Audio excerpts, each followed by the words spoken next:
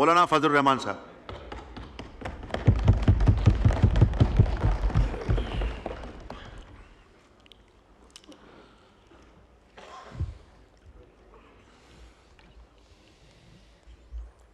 بسم اللہ الرحمن الرحیم نحمده ونصلی علی رسولہ الکریم. جناب اسپیکر اور آپ کی وساطت سے تمام معزز اراکین ایوان،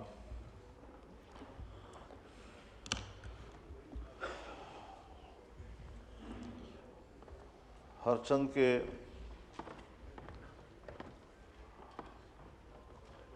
اس ایوان کی عوامی نمائندگی پر ہمیں تحفظات ضرور ہیں، لیکن ساتھ ساتھ پارلیمانی ذمہ داریاں بھی یہی ایوان نبھا رہا ہے اور ہم بھی اسی ایوان کا حصہ ہیں. اس سے قبل پارلیمنٹ کے دونوں ایوانوں نے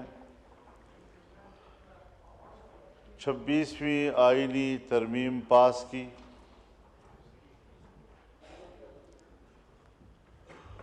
اور یوں سمجھیے کہ وہ ایک اتفاق رائے کے ساتھ تھا، اگرچہ ہماری بڑی اپوزیشن پارٹی نے اس سے لا تعلقی ظاہر کی، لیکن اس حوالے سے مذاکرات کا جو عمل 1 مہینے سے زیادہ عرصے تک رہا، اس میں تمام پارٹیاں حکومتی بینچز پہ یا اپوزیشن بینچز پہ سب آن بورڈ تھیں،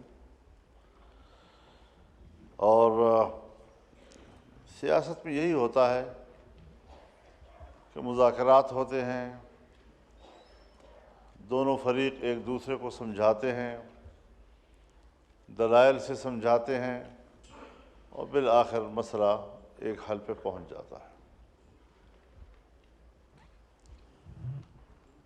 اسی میں جناب اسپیکر دینی مدارس کے حوالے سے ایک بل بھی تھا، اور میں اس حوالے سے کچھ ہسٹری آپ کے سامنے بھی، ایوان کے سامنے بھی رکھنا چاہتا ہوں.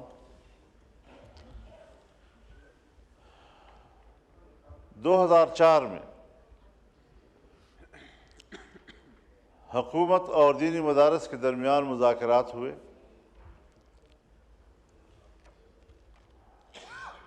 حکومت نے اس وقت مدارس کے حوالے سے 3 سوال اٹھائے تھے. پہلا سوال یہ تھا کہ دینی مدارس کا مالیاتی نظام کیا ہے، دوسرا یہ کہ دینی مدارس کا نصاب تعلیم کیا ہے، اور تیسرا یہ کہ دینی مدارس کا تنظیمی ڈھانچہ کیا ہوتا ہے. ان تینوں سوالات پر مذاکرات ہونے کے بعد جب حکومت مطمئن ہو گئی تو اس وقت ایک قانون سازی ہوئی، اور اس میں اتنا ضرور کہا گیا کہ دینی مدارس اس حوالے سے محتاط رہیں گی کہ کسی طرح بھی کوئی اس میں فرقہ وارانہ تعلیم نہ ہو، شدت پر آمادہ کرنے والا کوئی مواد پیش نہ کیا جائے. البتہ تقابل ادیان کے حوالے سے اور تقابل مذاہب کے حوالے سے علمی بحث اگر استاد کرتا ہے تو وہ اس سے مستثنیٰ ہوگا. کچھ بعد میں مشکلات آتی رہیں. ہماری خفیہ ایجنسیاں وہ مدارس میں براہ راست جاتی تھیں، وہاں پر ڈرانے دھمکانے پریشان کرنے کا ایک سلسلہ چل رہا تھا. جس پر سنجیدہ شکایت اٹھی اور 2010 میں ایک پھر معاہدہ ہوا کہ کسی بھی مدرسے کے حوالے سے کوئی شکایت براہ راست مدرسے میں جا کر نہیں کی جائے گی، بلکہ اس تنظیم سے کی جائے گی جس کے ساتھ اس مدرسے کا الحاق ہے۔ تو ہمارے نزدیک تو معاملات طے تھے۔ پھر اس کے بعد 18ویں ترمیم پاس ہوئی تو خود حکومت نے اس وقت یہ سوال اٹھایا کہ مدارس 1860 کی سوسائٹیز ایکٹ کے تحت رجسٹرڈ ہوتی ہیں، اور چونکہ اب وہ صوبائی مسئلہ بن گیا ہے، لہذا آپ وفاقی وزارت تعلیم کے ساتھ خود کو وابستہ کر لیں۔ یہ یعنی جیسے ہم ایک ڈاک خانہ تبدیل کر رہے ہیں دوسرے ڈاک خانے میں۔ پہلے ہم وزارت صنعت و حرفت کے ساتھ سوسائٹی ایکٹ، جو خالصتاً اسی لیے بنایا گیا تھا کہ پرائیویٹ سیکٹر میں بننے والے جتنے ادارے کمپنیاں ہوں گی وہ سب اسی میں ہی رجسٹر ہوتی رہیں گی، اور اب آئیے وزارت تعلیم کے تحت۔ وزارت تعلیم میں بھی صرف آپ اس نسبت سے منسلک ہو کر رجسٹریشن کرائیں گے، اور جہاں صوبوں میں دفتر ہوں گے وزارت تعلیم کے، وہاں لوگ جا کر وہ رجسٹریشن کارڈ لے لیں۔ اس پر بات چیت ہوتی رہی، لیکن وہ ایکٹ نہیں بنا، وہ محض ایک معاہدہ تھا، اور وہ معاہدہ 3 باتوں پر مشتمل تھا۔ اس میں پہلی بات یہ تھی کہ دینی مدارس جن کی رجسٹریشن ہو چکی ہے وہ برقرار رکھی جائے گی، نئے مدارس کی رجسٹریشن پر حکومت تعاون کرے گی۔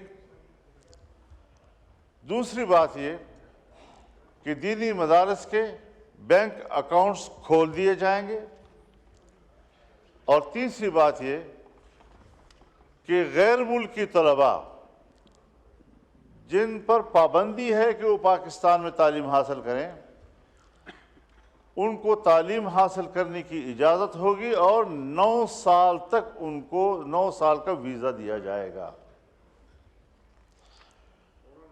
اس میں جو بعد میں ایجوکیشن ایک بورڈ بنا، اس کے تحت 12 مراکز بنائے گئے، یہ سب بات کے ایگزیکٹو آرڈرز ہیں، اس کا اس معاہدے سے کوئی تعلق نہیں۔ آج اگر کوئی اس کی بات کرتا ہے تو یہ پس از مرگ واویلا کی بات ہے۔ وہ معاہدہ حکومت کی طرف سے ٹوٹ چکا تھا کہ آج تک تنظیمات مدارس دینیہ سے وابستہ نہ تو کسی مدرسے کی رجسٹریشن ہو سکی ہے، نہ ہی کسی مدرسے کا اکاؤنٹ کھل سکا ہے، نہ ہی اس مدرسے کے لیے آج تک کسی ایک طالب علم کو ویزا دیا گیا ہے۔ ہاں، بعد میں کسی کے فیض سے مدارس توڑ دیے گئے۔ اب تک یہی 5 تنظیمیں تھیں، 5 بورڈز تھیں۔ اس کے بعد پتہ نہیں 20-25 بنا دی گئی، جس کا نہ 2004 کے حوالے سے کوئی کردار، نہ 2010 کے معاہدے سے کوئی کردار، اور نہ ہی اس کا کوئی ابھی جو ہماری قانون سازی ہو رہی تھی اس سے کوئی تعلق۔ الیکشن سے پہلے جب پی ڈی ایم کی حکومت تھی تو میں نے جناب وزیر اعظم کی خدمت میں عرض کیا، میاں شہباز شریف صاحب سے، کہ یہ ایک مسئلہ ہے، الجھا ہوا ہے اس کو پورا کریں۔ انہوں نے حامی بھری، بات چیت ہوئی، مدارس تنظیمات مدارس کے تمام قائدین کو بلایا گیا، ان کی مشاورت و مشارکت کے ساتھ اصول طے ہوئے، اور ہم نے اپنے موقف میں لچک دکھائی کہ ہمیں اعتماد میں لیے بغیر، ہم سے اجازت لیے بغیر آپ نے ہمارے تنظیموں کو توڑا، اور وہ تنظیمیں کہ جن کو ہم نے تسلیم نہیں کیا سو مدارس آزاد ہوں گے، چاہے ادھر رجسٹریشن کرائیں چاہے سوسائٹی ایکٹ کے تحت کرائیں۔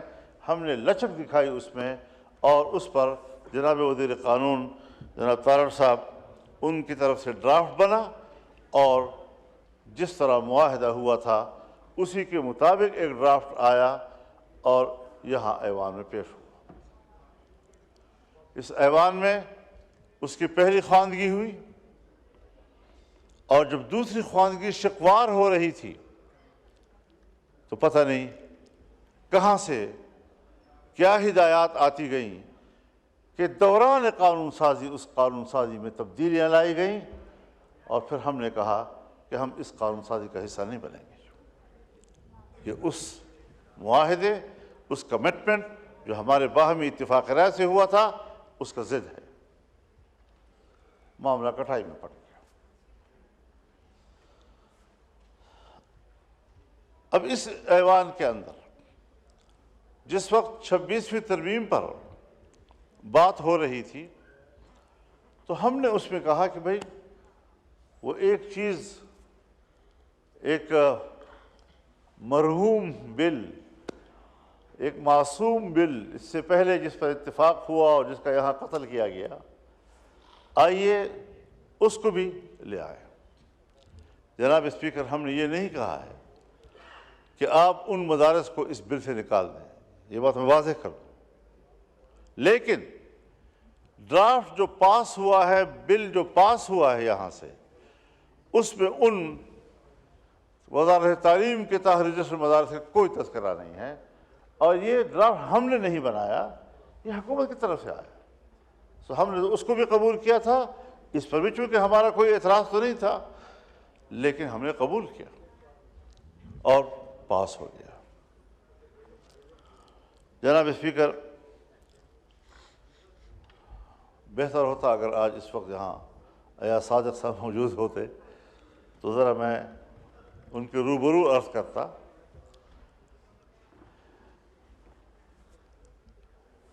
یہاں 20 اکتوبر اور 21 اکتوبر یعنی 12 بجے کے بعد رات کے صبح تک یہ قانون قومی اسمبلی سے بھی پاس ہو گیا، سینٹ سے پہلے پاس ہو چکا تھا۔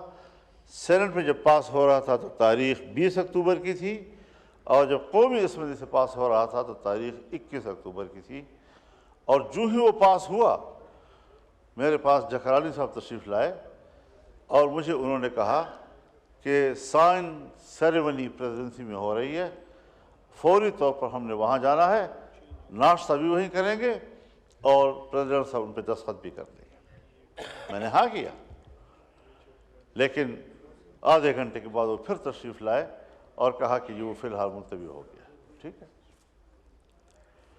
اب سوال یہ ہے حضرت کہ 28 اکتوبر کو جناب صدر اس بل پر ایک اعتراض بھیجتے ہیں، اور ظاہر ہے کہ دونوں ایوانوں میں جب ایک بل آتا ہے تو جس ایوان میں آخر میں پاس ہوتا ہے اسی سے پریزیڈنسی میں جاتا ہے، اور وہاں سے کوئی آبجیکشن ہوتا ہے تو وہاں سے بھی اسپیکر قومی اسمبلی کے پاس پھر آیا، کیونکہ یہاں آخر میں پاس ہوا اور آبجیکشن آیا، اور اسپیکر صاحب نے اس کی تصحیح کر دی، اس کو ایک قلمی غلطی قرار دے کر۔ اب آبجیکشن آیا، اسپیکر صاحب نے باقاعدہ آئین کا حوالہ دیا، آرٹیکل 75 کا، اس آئینی حوالے کے ساتھ انہوں نے ان کے پاس جواب بھیجا، اور یہ 28 اکتوبر تھی۔ اس کا معنی یہ ہے کہ جناب صدر کو یہ بل موصول ہو چکا تھا۔ یہ علامت تھی اس بات کی کہ وہ موصول ہو چکا ہے۔ اسپیکر صاحب کی طرف سے جواب چلا گیا اور کہا کہ میں آرٹیکل 75 کے تحت اس کی اصلاح کر رہا ہوں، اور کر دی ہے، دستخط کر کے بھیج دیے، اور سینٹ کی طرف سے بھی مجھے یہ اطلاع ملی کہ وہاں سے بھی انہوں نے جو چیئرمین سینٹ تھے اس وقت، انہوں نے اس کو ہاں کر دیا اور معاملہ ختم ہو گیا۔ کیوں؟ اس لیے ختم ہوا کہ جناب صدر نے اس پر کسی قسم کا دوبارہ اعتراض نہیں کیا، اس پر اپنی رائے پہ زور نہیں دیا، اسے پریس نہیں کیا، اور جب انہوں نے تسلیم کر لیا اور قبول ہو گیا تو اٹ مینس کہ ان کو ایک اعتراض کا حق حاصل ہے، دوسرے اعتراض کا حق پریزیڈنسی کو حاصل نہیں ہے۔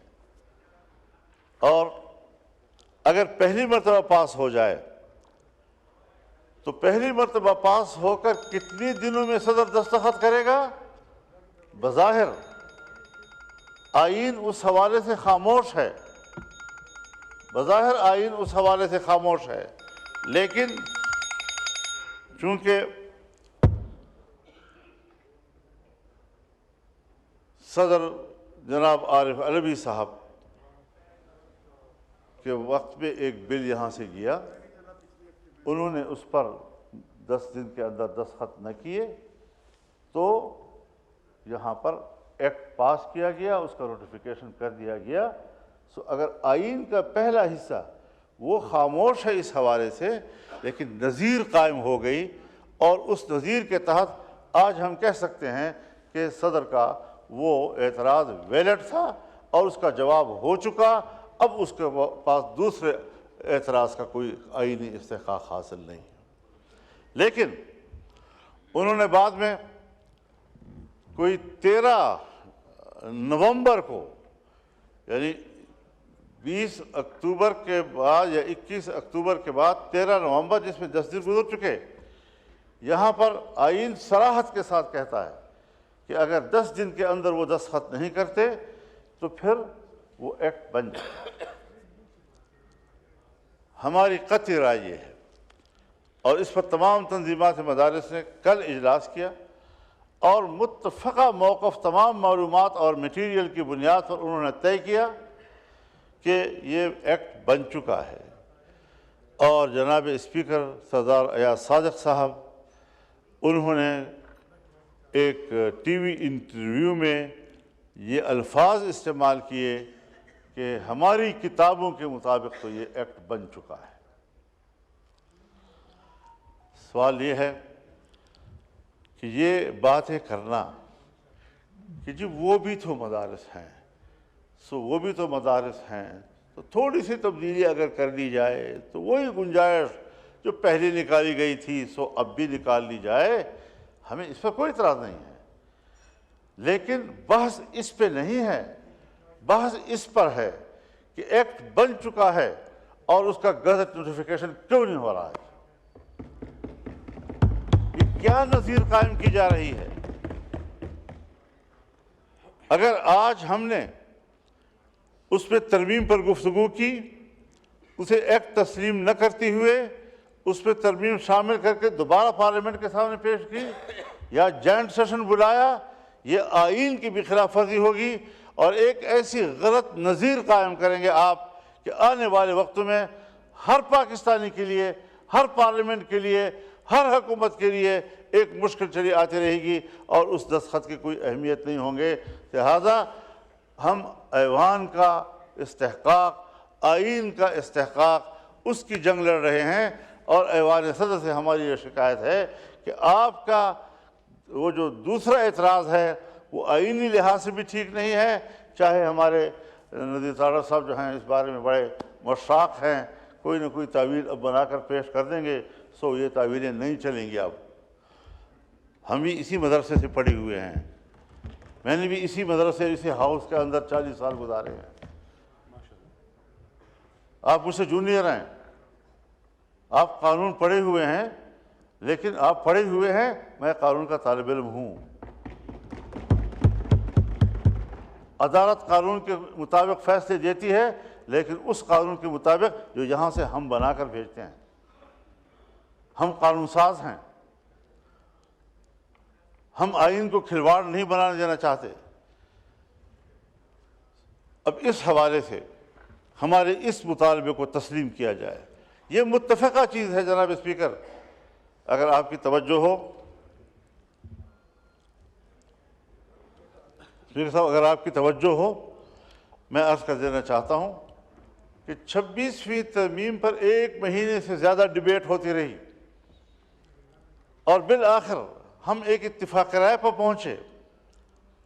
56 کلازز پر مشتمل پہلا ابتدائی ڈرافٹ، جس پر مذاکرات کے نتیجے میں حکومت 34 شقوں سے دستبردار ہوئی، 22 شقوں پر وہ آیا، اور پھر ہم نے اس میں 5 ترامیم پیش کی جو 27 شقوں کی شکل اختیار کر گیا۔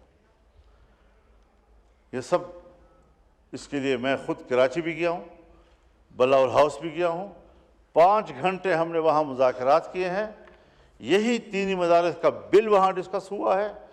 اگلے روز ہم لاہور آئے ہیں اور میاں نواز شریف صاحب کے گھر پہ 5 گھنٹے ہم بیٹھے رہے ہیں۔ اس حوالے سے تفصیلی گفتگو ہوتی رہی ہے، ایک اتفاق رائے پایا گیا، اور اس وہاں سے آ کر میں نے اپنے پی ٹی آئی کے دوستوں کو اعتماد میں لیا کہ یہ ہے ساری صورتحال، اور یہ ہم وہاں سے کر کے آئے۔ ہم نے پارلیمنٹ کے ایک ممبر کو بھی اس تمام پیش رفت سے غافل نہیں رکھا، لا تعلق نہیں رکھا، بے خبر نہیں رکھا۔ اب مدارس کو کس چیز کی گناہ دی جا رہی ہے، سزا دی جا رہی ہے؟ ایک اتفاق رائے پارلیمنٹ کا ہوا ہے۔ اب صاحب کہتے ہیں کہ صاحب IMF اور فلاں فلاں وہ پاکستان کے ساتھ تعاون چھوڑ دیں گے، اس کی مدد نہیں کریں گے، ناراض ہو جائیں گے۔ یہ راز تو آج ہم پر کھلا ہے کہ ہماری قانون سازیاں کیا ان کی ہدایات کے مطابق ہوں گی اور ان کی رضامندی سے وابستہ ہوں گی؟ کیا ہم آزاد ملک نہیں ہیں؟ اور اگر آزاد نہیں ہیں تو کہہ دیا جائے کہ ہم واقعتاً غلام ہیں، پھر ہم جانیں اور غلامی جانیں کس طرح پاکستان پر آپ غلامی مسلط کرتے ہیں۔ لیکن یہ افسوسناک باتیں ہیں۔ اگر امریکہ کے کانگریس میں یا وہاں کی کسی ایوان میں ایک ممبر قرارداد پیش کرتا ہے، اور وہ قرارداد یا عمران خان کی رہائی کے لیے ہے یا پی ٹی آئی کے حق میں جاتا ہے، تو آپ یہاں قرارداد پاس کرتے ہیں کہ امریکہ کو پاکستان کے داخلی معاملات میں دخل دینے کا حق حاصل نہیں ہے۔ یہ پاکستان کے معاملات میں دخل دینا، اس کا تعلق صرف عمران خان اور پی ٹی آئی کے ساتھ ہے؟ کیا ہمارے اس آئین اور پارلیمنٹ کے ساتھ نہیں ہے؟ کیا ہمارے قانون سازی کے ساتھ نہیں ہے؟ کہ ہمیں حوالہ دیا جا رہا ہے اس بات کا کہ صاحب FATF ناراض ہو جائے گا، IMF ناراض ہو جائے گا، فلانا ناراض ہو جائے گا؟ یہ تعویلات کیسے ہم قبول کریں گے، اور یہ کیسے ہمارے لیے دلیل بنیں گی؟ اس حوالے سے پورے ملک بھر میں ایک شدید قسم کی ناراضگی پائی جا رہی ہے، اور ہم رفتہ رفتہ اس بات کی کوشش کر رہے ہیں کہ کسی تلخی کی طرف ہم نہ جائیں، کیونکہ پاکستان اس کا متحمل ہمیں نظر نہیں آ رہا ہے آج کے حالات میں۔ دینی جماعتیں آپ سے تعاون کر رہی ہیں، یہ 2001 نہیں ہے، یہ 9/11 کا سال نہیں ہے، یہ اس کے بعد کوئی 4 یا 5 سالوں کا مسئلہ نہیں ہے۔ دینی مدارس نے 23-24 سال ثابت کر دکھایا ہے کہ ہم پاکستان کے ساتھ کھڑے ہیں، ہم آئین کے ساتھ کھڑے ہیں، ہم جمہوریت کے ساتھ کھڑے ہیں، ہم قانون کے ساتھ کھڑے ہیں۔ پھر ان کا امتحان کس بات پہ لیا جا رہا ہے؟ تو پھر صاف ظاہر ہے کہ ہمیں تکلیف ہے اس بات سے کہ ملک میں مذہب کی تعلیم کیوں ہے، اس کے لیے مختلف ادارے کیوں ہیں، قرآن و حدیث اور فقہ پڑھانے کے لیے ہم نے مدارس کیوں قائم کیے ہیں۔ یہ بات تو پھر آج کی نہیں ہے۔ جب علی گڑھ مدرسہ قائم ہوا اور اس کے نصاب سے لارڈ میکالے نے اس وقت قرآن نکال دیا، حدیث نکال دی، فقہ نکال دی، عربی زبان نکال دی، فارسی زبان نکال دی جو یہاں کی سرکاری زبان ہوا کرتی تھی، سب نکالنے کے بعد اس کے مقابلے میں مدرسہ بنا جس نے انہی علوم کو تحفظ دیا جس کو انگریز اپنے سامنے نکال دیا۔ اور ہمیں جدید علوم سے کوئی ایسا نہیں۔ میں بتانا چاہتا ہوں حضرت آپ کو کہ حضرت شیخ الہند مولانا محمود حسن جب 1919 میں مالٹا سے رہا ہو کر واپس آئے اور یہاں انہوں نے 9 ماہ کی زندگی گزاری، زندگی کے آخری لمحوں میں وہ علی گڑھ گئے اور علی گڑھ کو کہا کہ صاحب ہم مسلمان ہیں، آئیں نصاب ایک کرتے ہیں، جدید و عصری علوم کا اور دینی علوم میں فرق و امتیاز، یہ تو اس سے پہلے نہیں تھا ہندوستان کی تاریخ میں۔ وعلیکم السلام، یہ تو اس سے قبل نہیں تھا، بر صغیر سے باہر بھی کسی دینی مدرسے کا سوچ نہیں ہے۔ تو آئیے آپ نصاب ایک کر دیں۔ ان کو پذیرائی نہیں ملی، اور ہر چند کی ان کو پذیرائی نہیں ملی، تب بھی انہوں نے وہاں جامعہ ملیہ قائم کیا۔ مشترکہ نصاب کے حوالے سے وہ آگے پروان نہیں چڑھ سکا۔ آج وہ جامعہ ملیہ میں دلی کا سب سے بڑی یونیورسٹی ہے، پاکستان بن گیا۔ پاکستان بننے کے بعد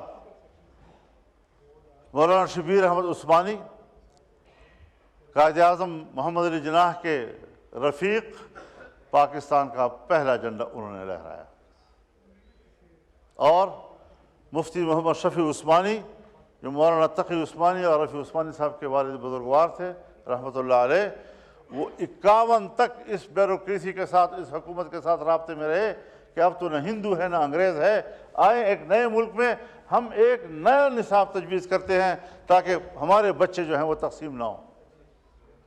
لیکن یہاں پر بھی ان کو پذیرائی نہیں ملی۔ اب دینی مدرسے کے نصاب کو قبول نہ کرنا، یہ پاکستان کی ابتدا سے لے کر آج تک ہماری بیوروکریسی اور ہماری اسٹیبلشمنٹ کی ایک ذہنیت ہے، اور وہ ذہنیت کار فرما ہے جس کو آج 9/11 کے بعد ایک نئی سپورٹ عالمی سطح پر مل رہی ہے، اور وہ کسی طریقے سے بھی مدارس کے نظام کو تہس تہس کرنا چاہتے ہیں۔ کیوں کر رہے ہو؟ ہم نے تو جدید علوم کا انکار نہیں کیا۔ آپ نے کہا میٹرک پڑھاؤ، ہم نے کہا میٹرک پڑھائیں گے۔ آپ نے کہا BA FA FSC پڑھاؤ، ہم وہ کریں۔ آپ نے کہا A لیول O لیول پڑھاؤ، ہم نے کہا بالکل ٹھیک ہے۔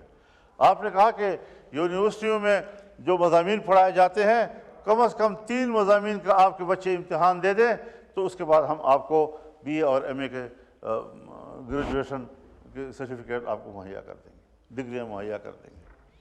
حضرت ہم نے اور ہمارے بچوں نے آپ کے سکولز یونیورسٹیز کے بورڈ میں امتحانات دیے ہیں۔ میرے تعلیمی ادارے کے بچوں نے جب آپ کے بورڈز کے اندر امتحان دیے تو پہلی پوزیشن بھی دینی مدرسے کے طالب علم نے لی، دوسری پوزیشن بھی دینی مدرسے کے طالب علم نے لی، اور تیسری پوزیشن بھی دینی مدرسے کے طالب علم نے لی۔ آئے شرح دیکھ لیں، ہمارے بچے، علماء اور مدارس کے بچے کس شرح کے ساتھ کالج پڑھ رہے ہیں اور اسکول پڑھ رہے ہیں اور یونیورسٹی میں جا رہے ہیں، اور آپ اپنی بھی شرح دیکھ لیں کہ آپ کے بچے کتنے مدرسے میں آتے ہیں اور مدرسے میں قرآن و حدیث کے علوم حاصل کرتے ہیں۔ ہم تو آج بھی، میں تو جدید علوم اور قدیم علوم اور عصری علوم اور دینی علوم اس کے فرق کو تسلیم ہی نہیں کرتا۔ اس کی ضرورت کیا ہے؟ کیا حضرت نوح علیہ السلام کے پاس لکڑی کا علم نہیں تھا؟ اور لکڑی کا علم تھا تو کشتی بنائی نا۔ کیا حضرت داؤد علیہ السلام کے پاس لوہے کا علم نہیں تھا؟ لوہے کا علم تھا تو آپ زرہ بناتے تھے، آپ خود بناتے تھے۔ یوسف علیہ السلام، کیا ان کے پاس علم ریاضی اور حساب کتاب اور معاشیات کا علم نہیں تھا؟ تبھی تو انہوں نے خود پیشکش کی کہ مصر کی معیشت کو بہتر بنانے کے لیے اجعلنی علی خزائن الارض انی حفیظ علیم، مجھے اس کے خزانے کا نظام دیا جائے، میں بہت اچھا اس نظام کو جاننے والا ہوں۔ اپنی خدمات خود پیش کی۔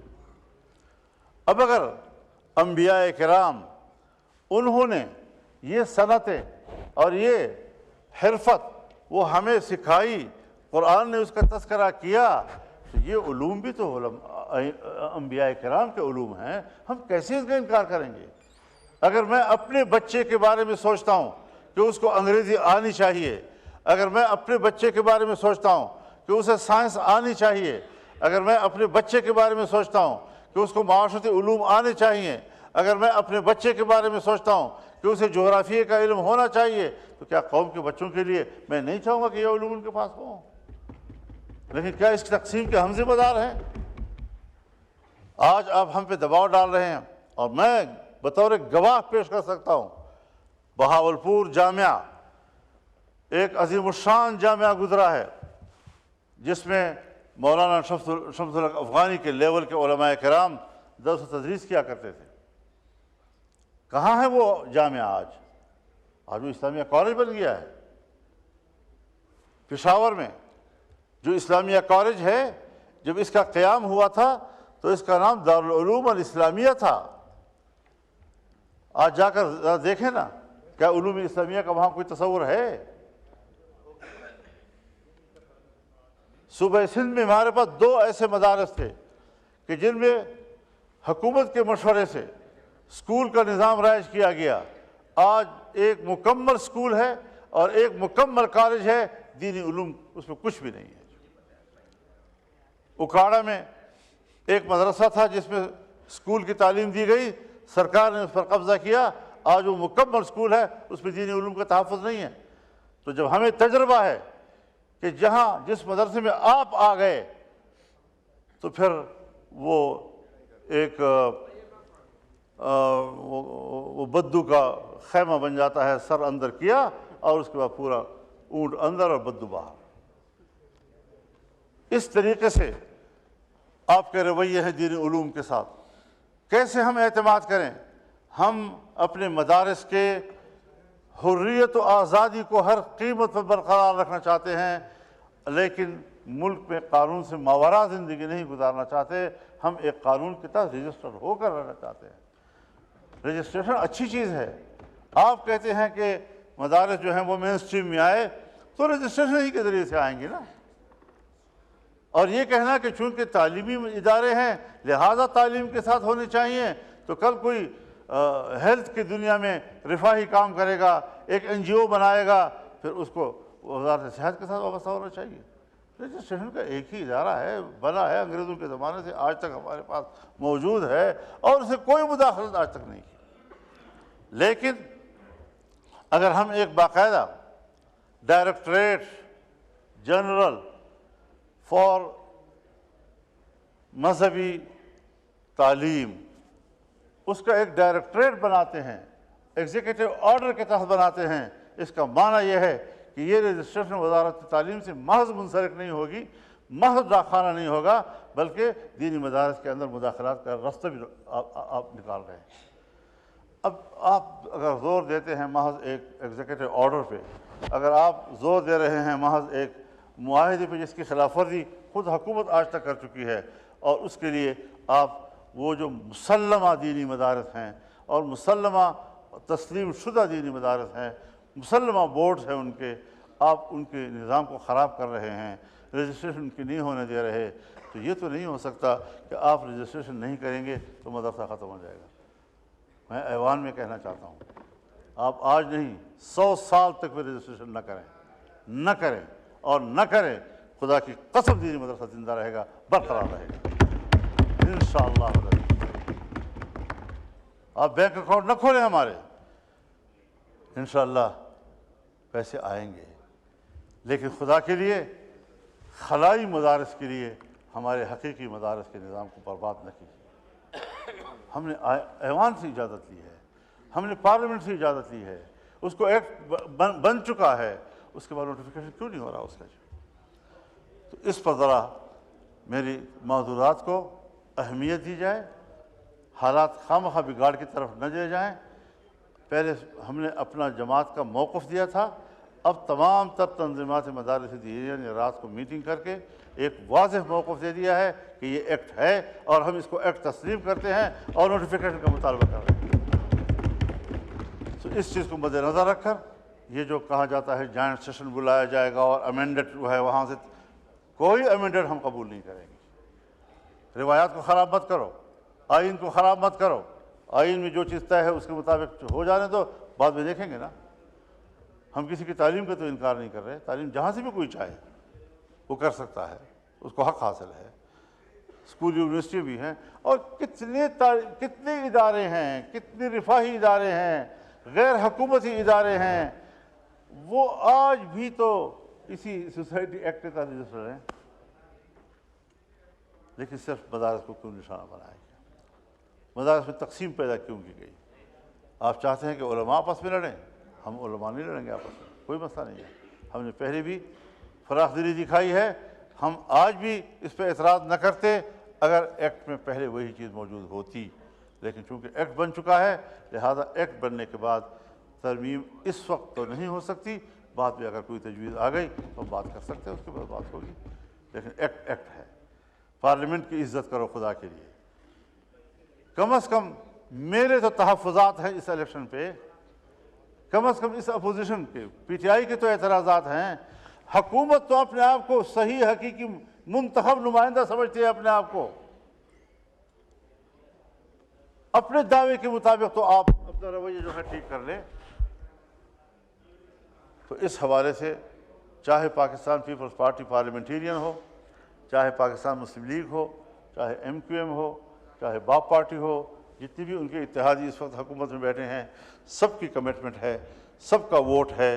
اب ووٹ دینے کے بعد اگر وہ کہیں اور پارلیمنٹ سے کہلوایا جائے کہ ہاں ہم سے غلطی ہوئی تھی، میرے خیال میں پھر یہ پارلیمنٹ کی بھی بہت طویل ہوگی۔ لہٰذا جو طے ہوا ہے ہم اسی بات کو ایمفسائز کر رہے ہیں، اس پر زور دینا چاہتے ہیں اور ہر قیمت پر اس کو حل کرنا چاہتے ہیں۔